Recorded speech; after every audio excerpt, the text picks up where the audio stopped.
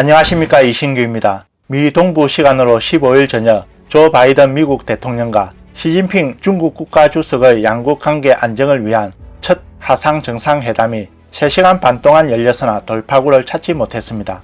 뉴욕타임스에 따르면 바이든 대통령은 시진핑의 백악관 루스벨트 홀 전광판의 모습을 드러내자 당신과 나는 이미 이 문제에 대해 논의했다.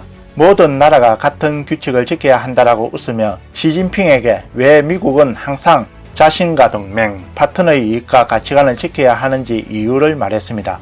시진핑은 바이든에게 오랜 친구를 만나서 기쁘다. 우리는 각자 국내 문제를 잘 처리하면서 국제적 책임을 함께 지고 세계 평화와 발전을 위한 숭고한 사업을 함께 추진해야 한다라고 말했습니다.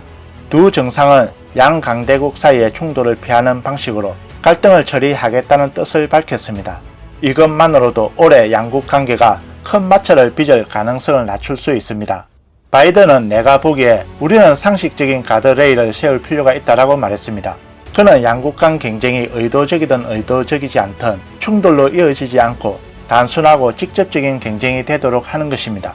바이든 대통령은 미중 양자 관계는 우리나라뿐만 아니라 솔직히 세계 다른 지역에도 깊은 영향을 미칠 것이라고 했습니다. 대만 문제와 관련해 바이든 대통령은 미국이 대만 관계법과 세계 공동성명 6개항 보정에 따라 하나의 중국 정책을 고수하고 있다고 강조하며 대만해의 평화와 안정을 해치는 행동에 강력히 반대했습니다.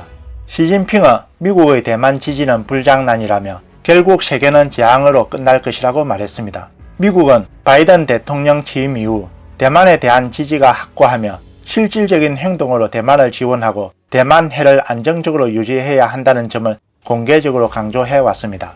회담 후 백악관은 성명에서 바이든 대통령은 신장과 티베트, 홍콩에서 중국의 관행과 더 강범위한 인권 문제에 대한 우려를 표명했다고 밝혔습니다.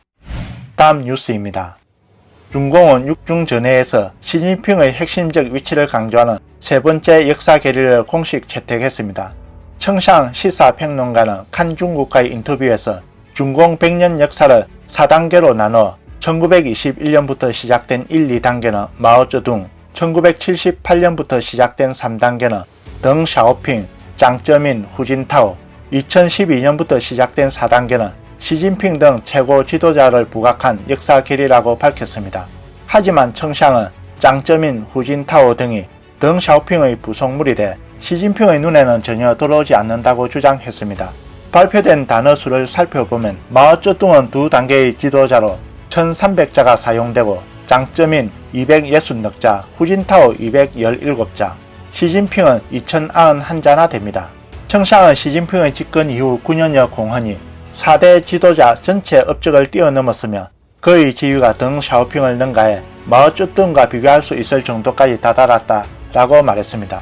또 계리가 시진핑 사상을 마르크스주의와 동등한 지위에 올려놓아 사람들이 받아들일 수 없는 상황을 만들었다라고 말했습니다. 중공의 이전 두 번의 역사 결의는 모두 당을 위기에서 구하기 위한 것이라며 첫 번째 결의는 중공이 연안에서 폐주하는 심각한 군사적 자재를 겪자마자 내놓은 것이고 두 번째 결의는 문화대혁명 이후 당의 분열 국면으로 국민 경제가 파탄 직전에 놓이면서 1949년 이래 마오쩌둥의 잘못을 뒤집어야 한다는 것에서 나왔습니다.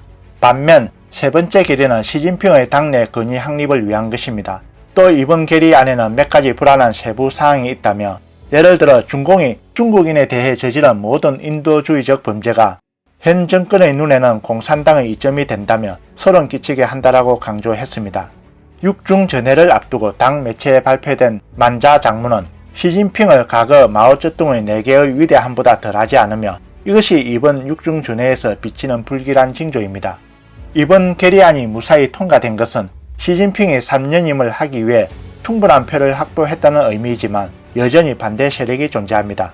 청상은 사회 불만이 증폭돼 시진핑에 대한 위협이 될 수 있다고 보고 있지만 정치는 하루가 너무 길고 아직 보이지 않는 변수가 너무 많다라고 말했습니다. 다음 뉴스입니다.